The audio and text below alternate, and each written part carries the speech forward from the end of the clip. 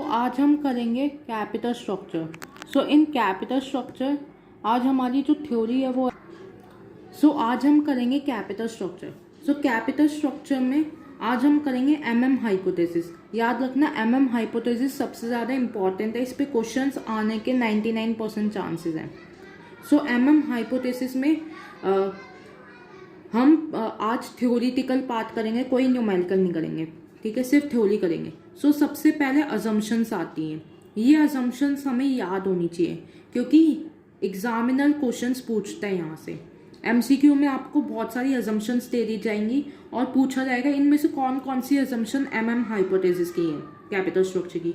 या वो ऐसे भी पूछ सकते हैं कि बहुत सारी अजम्पशंस दे देंगे और कहेंगे इसमें से कौन सी ऐसी अजम्पशन है जो एमएम हाइपोथेसिस की नहीं है। तो जितनी भी मेन अजम्पशन है वो मैंने यहाँ पे लिख दी है। इसके अलावा बाहर से कोई अजम्पशन नहीं आएगी, ठीक है। वैसे तो बहुत सारी है, बट जो मेन है, जो आपको हर जगह मिलेगी और जहाँ से most of the time questions आते हैं वो ये है, ठीक है। तो अब हम एक एक करके इन अजम्पशंस को कर लेते हैं। Perfect capital market. Perfect capital market simply मतलब होते हैं कि जो मार्केट है वहाँ पे सारी इंफॉर्मेशन अवेलेबल है, ठीक है। रिस्क, रिटर्न वगैरह के बारे में सारी इंफॉर्मेशन फ्रीली अवेलेबल है इन्वेस्टर्स को। हर एक इन्वेस्टर को पता है कि क्या रिस्क चल रहा है, कितना रिटर्न मिलेगा उस रिस्क पे, ये सब पता है। ये होता है आपका perfect capital market. No transaction cost. No transaction cost means जब आप बाय या सेल करते हो ना सिक्योरिटीज, जैसे ये एक बंदा है, ये बाय कर रहा है और ये सेलर है, ठीक है।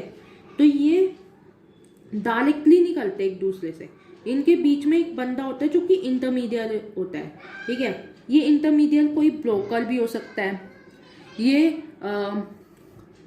कोई और भी हो सकता है, कोई इन्वेस्टमेंट बैंकर भी हो सकता है, कुछ भी, कोई भी हो सकता है ये, ठीक है।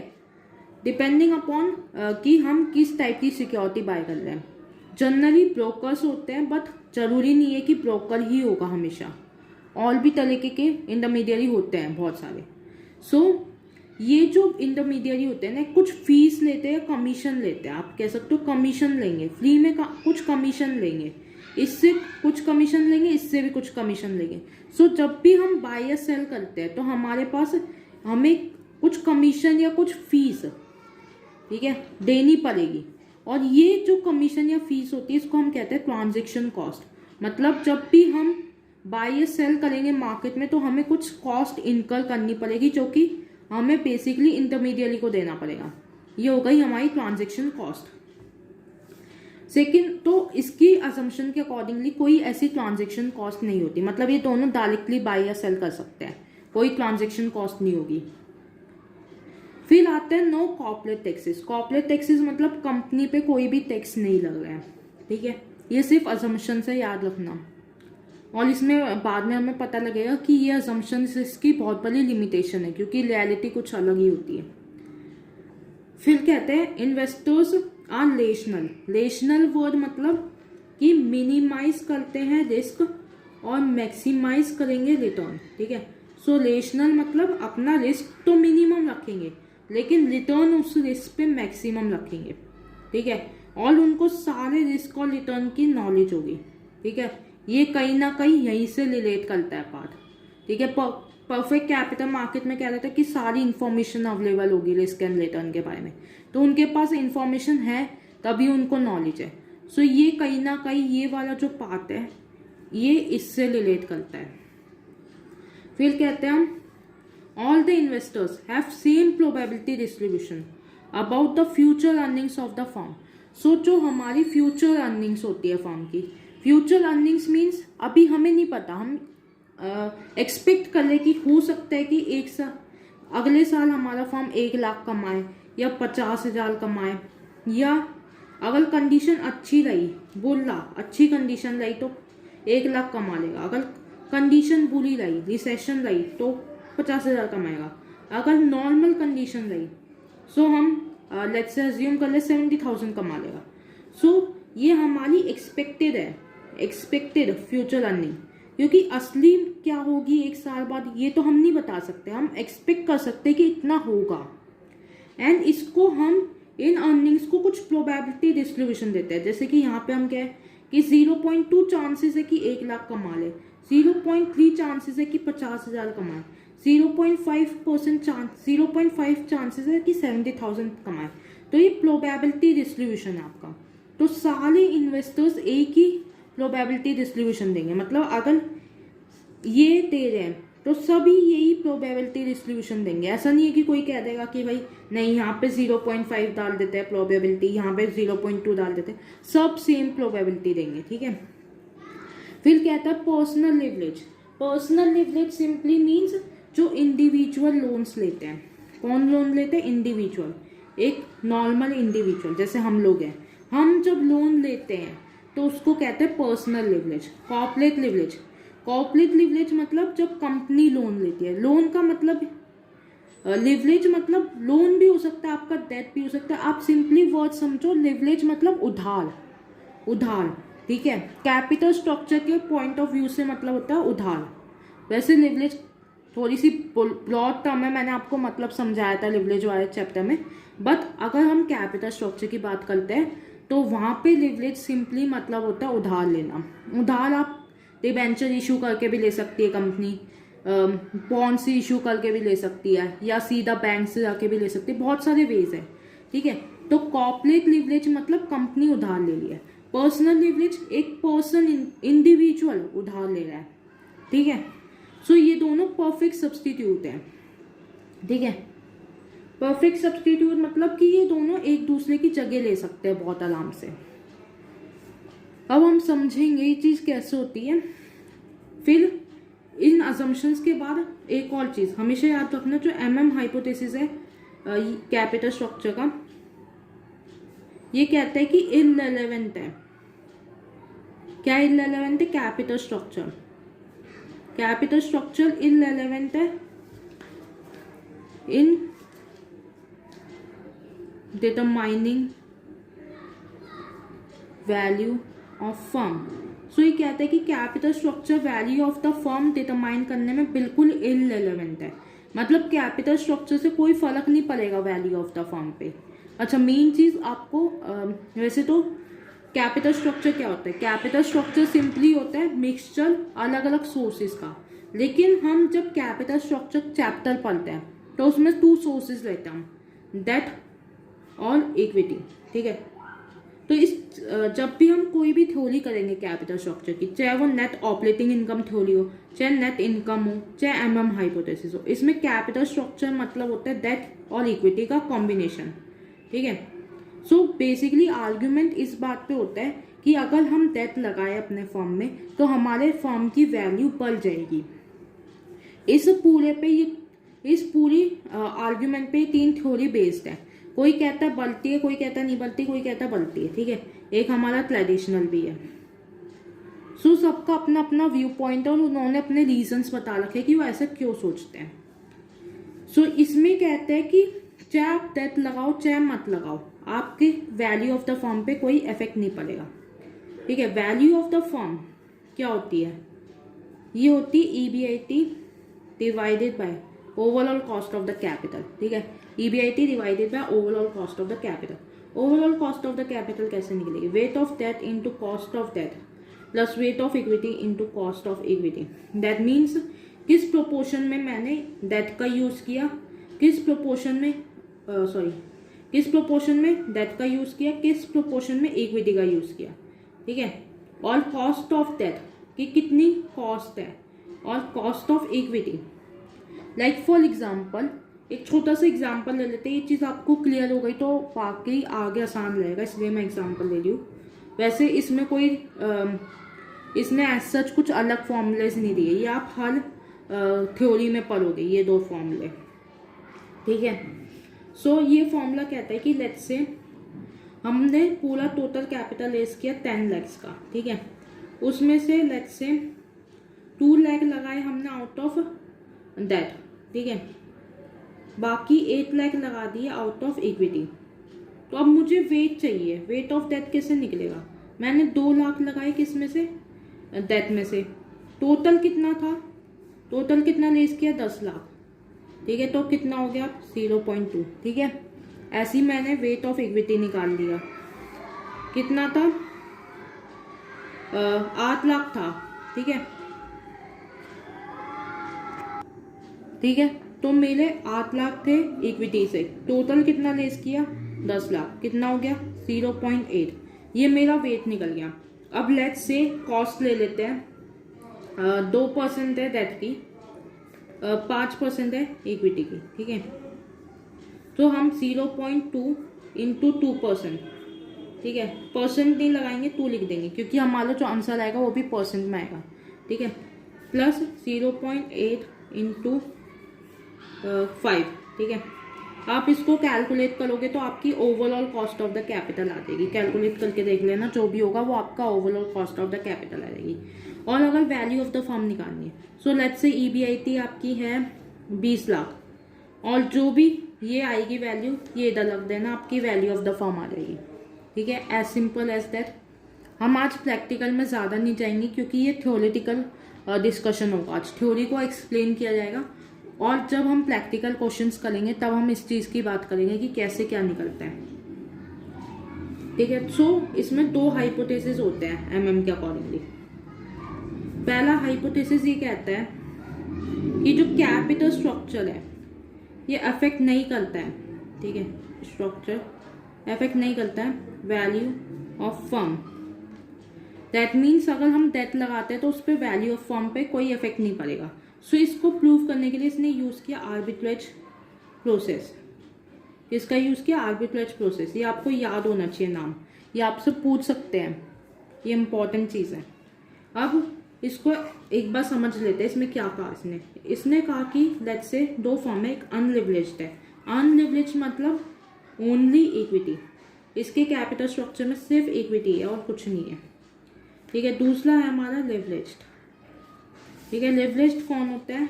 जिसके कैपिटल स्ट्रक्चर में डेट होता है, लेकिन एक बात याद रखना, सिर्फ डेट नहीं ले सकता कोई फर्म, उसको इक्विटी रखनी होगी, तो इक्विटी तो आएगी। लिवरेज टू आ गया मतलब डेट, उधार लिया उसने, लिवरेज मतलब कैपिटल स्ट्रक्चर में उधार, तो उधार किससे रिप्रेजेंट होता है? डेट से। और अनलिवरेज्ड मतलब कोई उधार नहीं है, तो बचा क्या? इक्विटी, ठीक है।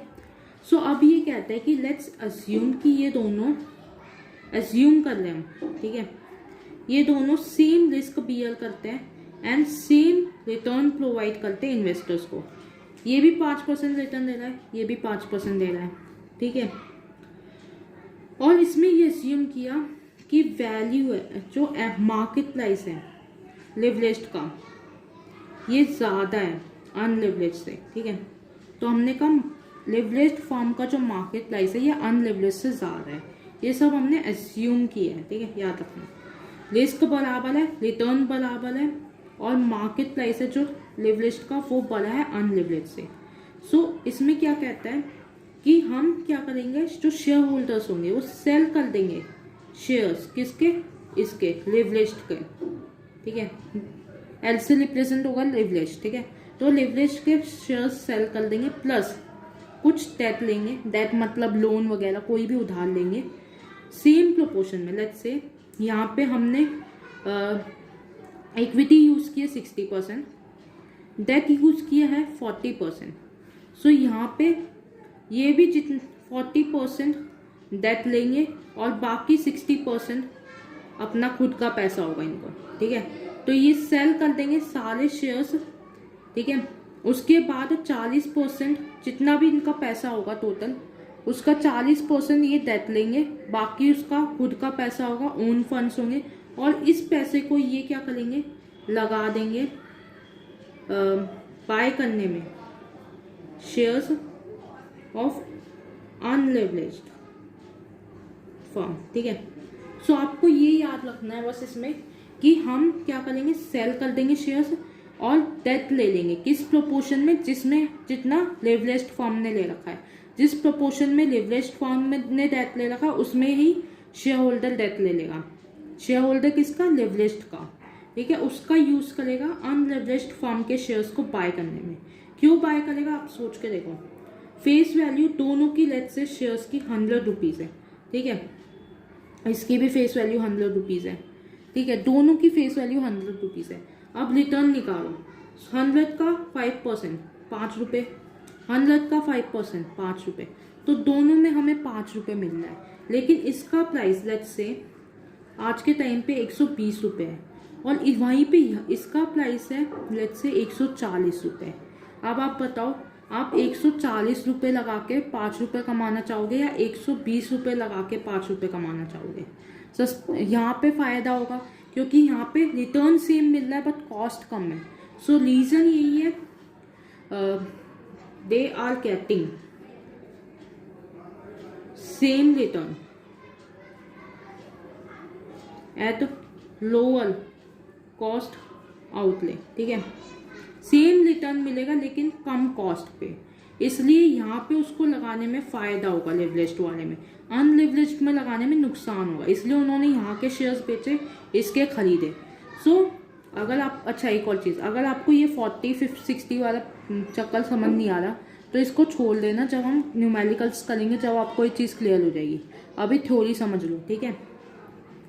सो इसलिए हमने ये बाय किया। अब जब इसको हम बाय कर ले सो इस पे प्रेशर पड़ेगा क्योंकि डिमांड बढ़ रही है इसकी। आप सोच के देखो, अगर सब इसको बाय करेंगे तो इसकी डिमांड बढ़ रही है, दैट मीन्स सप्लाई उतनी है लेकिन डिमांड बढ़ रही है, सो प्राइसेस हमारे बढ़ते हैं। डिमांड इंक्रीज होती है तो प्राइसेस बढ़ते हैं, सप्लाई कांस्टेंट है तो हमारे प्राइसेस बढ़ रहे हैं। यहाँ पे डिमांड क्या हो रही है, कम हो रही है, हम बेच रहे हैं इस शेयर्स को, ठीक है। जो हमारे लेवरेज्ड वाले हैं इनको हम बेच रहे हैं तो हमारी डिमांड कम हो रही है, या हम कह सकते हैं सप्लाई इंक्रीज हो रही है। इनकी सप्लाई इंक्रीज हो रही है, डिमांड कोई ले नहीं रहा है लेकिन सप्लाई बढ़ रही है। सो अब इसके क्या होंगे, प्राइसेस कम होंगे, सोचो। सो सब लोग ये वाले शेयर्स खरीदने लग गए हैं तो इसकी डिमांड बढ़ गई, प्राइसेस बढ़ गए। ये सब बेच रहे हैं तो इसकी सप्लाई बढ़ गई, प्राइसेस कम हो गए, ठीक है।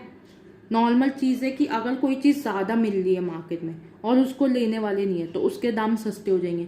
कोई चीज़ बहुत उसको लेने वाले बहुत सारे लोग हैं लेकिन वो, सो अगर कोई भी चीज़ है वो लिमिटेड क्वांटिटी में अवेलेबल है और उसकी डिमांड बहुत ज़्यादा है, सो ऐसे में क्या होगा, प्राइसेस हमारे इंक्रीज होंगे। सेम केस यहाँ पे हो रहा है, ठीक है।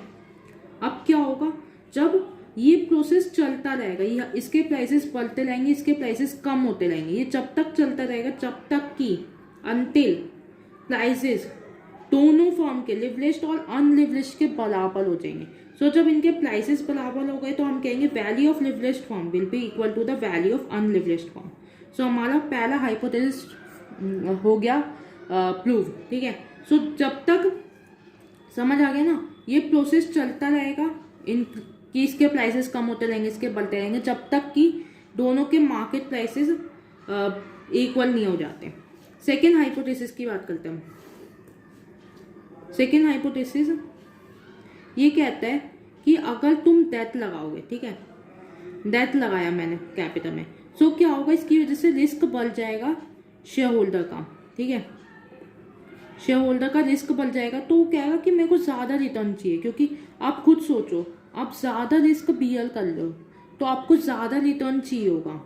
सो उससे क्या होगा, सो यहाँ पे क्या हो रहा है, जो हमारी जब हमारा रिटर्न बढ़ जाता है, शेयर होल्डर ज़्यादा रिटर्न मांगते हैं तो हमारी कॉस्ट ऑफ इक्विटी बढ़ जाती है। क्योंकि आप सोच के देखो, अगर मुझे आपको 10 रुपये देने हैं, ठीक है, सो ये 10 रुपये आपके लिए तो रिटर्न है बट मेरे लिए क्या है, कॉस्ट है, ठीक है। सो फर्म को ज़्यादा पैसे देने पड़ेंगे। ये जो इंक्रीज होगा कॉस्ट ऑफ इक्विटी में, ये फुल्ली ऑफसेट कर देगा एडवांटेज ऑफ चीपर डेट। मतलब जो भी हमें डेट लेने का फ़ायदा मिल रहा था वो पूरी तरीके से ख़त्म हो जाएगा जब हमारी कॉस्ट ऑफ इक्विटी बढ़ जाएगी, क्योंकि रिस्क बढ़ गया, ठीक है। सो इसलिए जो हमारा जो overall cost of the capital है सेम रहेगा। ये है हमारा सेकेंड हाइपोथेसिस। एंड इसमें क्या होता है, हमारा जो cost of equity of leveraged firm की जो कॉस्ट ऑफ इक्विटी है बराबर होती है cost of equity of unleveraged firm plus financial risk premium, ठीक है। या इसको हम इस टाइप से भी बोल सकते हैं, ये cost of equity of unleveraged firm, या इसको हम कह सकते हैं overall cost of capital of unleveraged firm, क्योंकि उसके कैपिटल स्ट्रक्चर में सिर्फ इक्विटी है, सो यही उसकी overall cost of the capital होगी, ठीक है। और ये फाइनेंशियल रिस्क प्रीमियम कैसे निकलेगा? सो जो फाइनेंशियल रिस्क प्रीमियम है, ठीक है, रिस्क प्रीमियम ये कैसे निकलेगा हमारा? कॉस्ट ऑफ इक्विटी किसकी? अनलिवरेज्ड फर्म की, या हम इसको कह सकते हैं overall cost of capital unleveraged firm की, ठीक है, माइनस कॉस्ट ऑफ डेट, ठीक है। कॉस्ट ऑफ डेट हम कौन सी लेंगे? याद रखना, कॉस्ट ऑफ डेट हमेशा लिवरेज्ड फर्म की ली जाती है, क्योंकि उसी में है डेट सिर्फ। फिर आएगा इसको मल्टीप्लाई करेंगे डेट बाय इक्विटी से, तो ये हमारा फॉर्मूला होता है, इसको याद कर लो, ये इम्पोर्टेंट है। ये एक तो क्वेश्चन सॉल्व करने के लिए यूज में आएगा, ऊपर से इसके ऊपर क्वेश्चन भी आ सकता है, ठीक है। अब हम इससे रिलेटेड जो भी न्यूमेरिकल्स है एमएम हाइपोथेसिस से रिलेटेड, ये हम अगली वीडियो में करेंगे। अभी हमने थ्योरी पूरी कंप्लीट कर ली है, ये फॉर्मूला याद कर लेना और ये याद कर लेना कि भाई कैसे हम निकालते हैं cost of equity leveraged firm की, ठीक है, ये वाला याद कर लेना। और फाइनेंशियल रिस्क प्रीमियम का ये वाला फॉर्मूला आपका, ठीक है। और ये याद रखना, cost of equity unleveraged firm की ये बराबर होती है overall cost of the capital unleveraged firm का, ठीक है। बस इतना कर लो आप, ठीक है। अगर आपको ये वीडियो पसंद आई हो तो प्लीज़ लाइक कर देना, शेयर कर देना and subscribe the channel. Thank you.